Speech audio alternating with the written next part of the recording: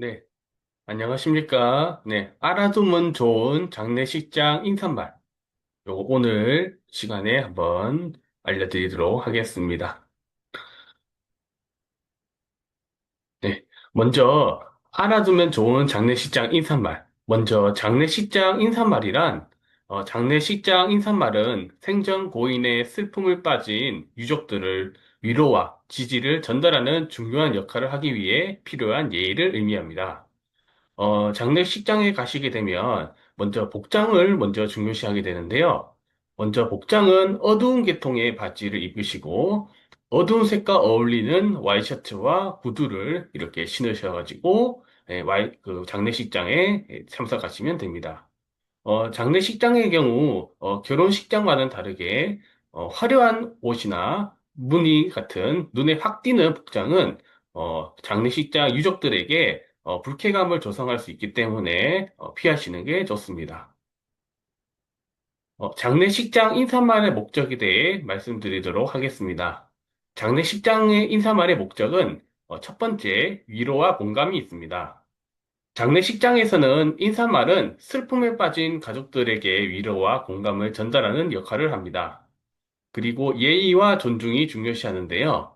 장례식장의 경우 인사말은 고인에 대한 예의와 존중을 나타내는 방법입니다. 그래서 장례식장에서는 인사말의 경우 또 사회적인 지지를 받게 되므로 슬픔에 빠진 가족들에게도 위로와 지지를 전달하기도 합니다. 그리고 장례식장에 방문하시게 되면 예의 같은 거라든지 문화적인 관습에 따라 또 다르기 때문에 사회적인 규범을 존중하는 의미로도 인사말을 활용하기도 합니다.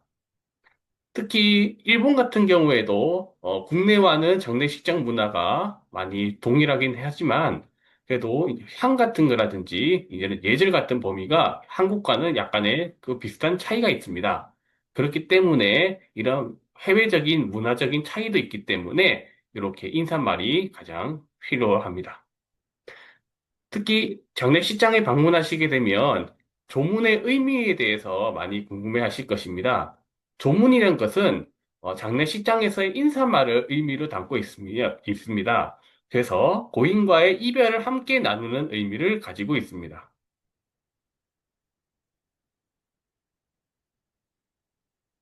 장례식장 방문 시 통상 안내에 대해 말씀드리도록 하겠습니다.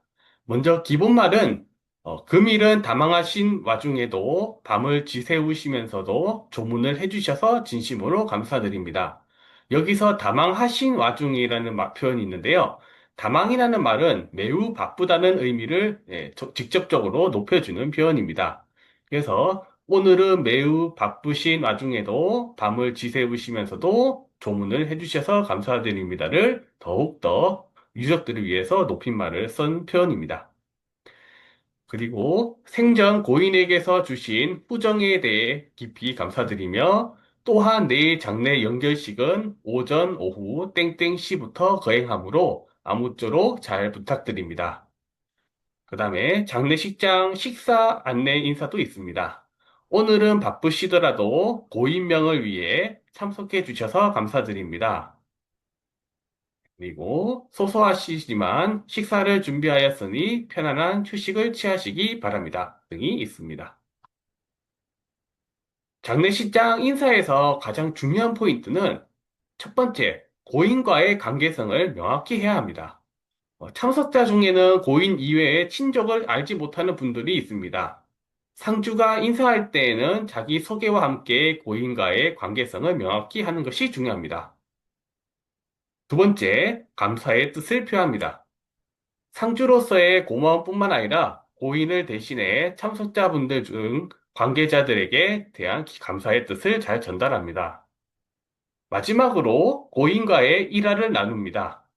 상주의 인사에서는 고인과의 일화를 곁들이면 더욱더 좋습니다. 자신만의 말로 고인과의 추억을 전하는 것보다는 직접 고인과의 일화와 이제 생활했던 이런 모습, 그리고 좋았던 기억 등을 고인들과 함께 마음을 더욱더 나누면서 이렇게 인사를 나누면은 오히려 이제 인사에도 큰 도움이 됩니다.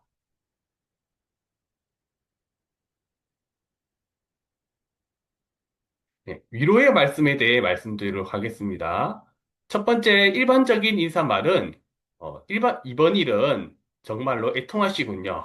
진심으로 조의를 표합니다. 이번에는 뜻하지 않은 일로 필히 실망하셨을 것으로 짐작합니다. 진심으로 명복을 빕니다. 그 다음에 고인에게 신세를 질 때 사용하는 경우 땡땡님의 생전에는 신세를 많이 졌습니다. 아무런 보답도 하기 전에 돌아가시게 되어 정말로 뉘우치지 않습니다. 그 다음에 질병으로 돌아가시는 경우 일전에 땡땡님을 만나 뵙기 위해서는 그토록 건강하게 계셨는데 갑자기 돌아가셔서 유감스럽습니다. 삼가 조의를 표합니다. 땡땡님의 병문안을 도와드리기 전에 돌아가시게 되어 정말 유감입니다. 이런 표현들이 있습니다. 네, 마우스가 조금 상태가 안 좋아서 양해 부탁드리겠습니다. 네, 먼저 위로의 말씀에 사고 등으로 돌아가시는 경우에 대해 말씀드리도록 하겠습니다. 얼마나 황망하십니까? 진심으로 위로의 말씀을 드립니다. 삼가 고인의 명복을 빕니다. 이 어려운 시기에 힘이 되어 드리고 싶습니다. 고인의 명복을 빌며 가족분들에게도 깊은 위로의 말씀을 전합니다. 너무나도 안타까운 소식에 가슴이 아픕니다. 가족분들에게 진심으로 위로의 말씀을 드립니다. 갑자기 일어난 일로 비통하시겠지요. 조의를 표할 수 없습니다 등은, 어, 문맥상으로는 올바른 표현이긴 하나, 유족들에게는 간혹 신뢰를 범하는 표현을 느껴질 수도 있습니다. 그래서 이런 표현은 상황에 따라 조심해서 사용을 해야 합니다. 그 다음에 젊은 나이에 유명을 달리하는 경우가 있습니다.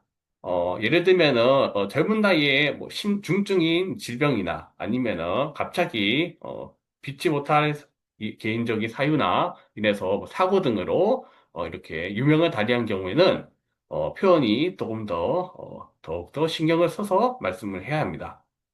예를 들면 땡땡님의 장래가 매우 기대되셨던 분이신데 정말 유감스럽습니다 등의 표현이 있습니다. 그리고 장례식장 같은 경우에는 3일장, 그 다음에 4일장, 이렇게 요일 1일장이 이렇게 정해져 있는데요. 특히 이제 저녁이나든지 새벽에 이렇게 급하게 장례식장을 방문하시는 조문객이 있습니다. 그런 경우 이제 인사하는 말씀에 대해 전달드리도록 하겠습니다. 첫 번째 상주의 인사는 바쁘신 와중에도 찾아주셔서 감사드립니다. 생전에는 땡땡과 신세를 많이 졌습니다. 땡일 땡시에 조용히 숨을 거두었습니다. 덕분에 매우 편안한 마지막이었습니다. 삼가 고인의 명복을 빕니다. 등이 있는데요. 여기서 땡이 땡시라는 표현에 더욱더 이제 말투를 변경하게 되면 땡땡월, 땡땡일, 땡땡시, 땡땡분 이렇게 더욱더 시간하고 날짜를 더욱더 명확하게 전달하면은 조문객들에게 더욱더 어, 이야기가 좀 더 수월해지게 됩니다. 조문객들의 인사의 경우 친척이나 가까운 분들이 조문객에게 인사하는 경우가 있습니다. 그런 경우는 오늘은 바쁘신데도 불구하고 고인을 위해 밤새 분양을 해주셔서 진심으로 감사드립니다. 고인도 함께 해주신 여러분이 따뜻하게 지켜봐 주셔서 기뻐하실 거라고 생각합니다. 별실에는 소소하지만 거친 다과 등을 준비해 두었으니 부디 드시면서 고인의 과거 등을 들려주시면 좋겠습니다. 여기서 별실하고 거친 차나 다과 등이 있는데요. 장례식장 같은 경우에는 별실이 따로 있습니다. 주로 이제 새벽에도 이제 주로 장례식장에서 주무시는 상주분이 계시기 때문에 이런 경우는 또 장례식장마다 있는 경우도 있고 없는 경우도 있지만 대부분 다 구비되어 있습니다. 그리고 거친 차와 다과 같은 경우는 약간 이제 저 새벽에 오신 분들을 위해서 당분 보충이라든지 이제 간단한 약과라든지 이런 것들을 준비하는 경우가 있습니다. 그래서 미리 이렇게 세팅을 하기 위해서 인사말도 이렇게 추가되어서 이렇게 전달하는 겁니다. 예. 그리고 덧붙여 내일의 정례 연결식은 땡시 땡시로 되어 있습니다. 여기서 땡시 땡시 해도 되고 아니면 땡시 땡분 뭐 아니면 땡시 땡시 땡분까지 이렇게 시간과 날짜를 이렇게 명확하게 이렇게 제시해 주시면 이해하기가 편합니다. 그다음에 마지막으로 그다음 오늘 밤 진심으로 감사했습니다 등의 이렇게 문장을 표현할 수가 있습니다. 네. 이렇게 해서, 알아두면 좋은 장례식장 인사말에 대해 이렇게 배워보았는데요. 어, 저희 블로그의 목적은 이제 많은 사람들이 이렇게 직접 방문을 하면서, 이렇게 정보를 알아가고 배우는 목적으로 하는 것입니다. 간혹 블로그에서 이렇게 이윤적인 목적으로 접근해서, 이렇게 가입을 유도하는 이런 업체분들이 있는데요. 저희 블로그는 그런 경우에는 주로 이제 거절을 하니까 이 점 참고해 주시면 감사하겠습니다. 네, 이상으로 강의를 마치도록 하겠습니다. 네, 수고하셨습니다.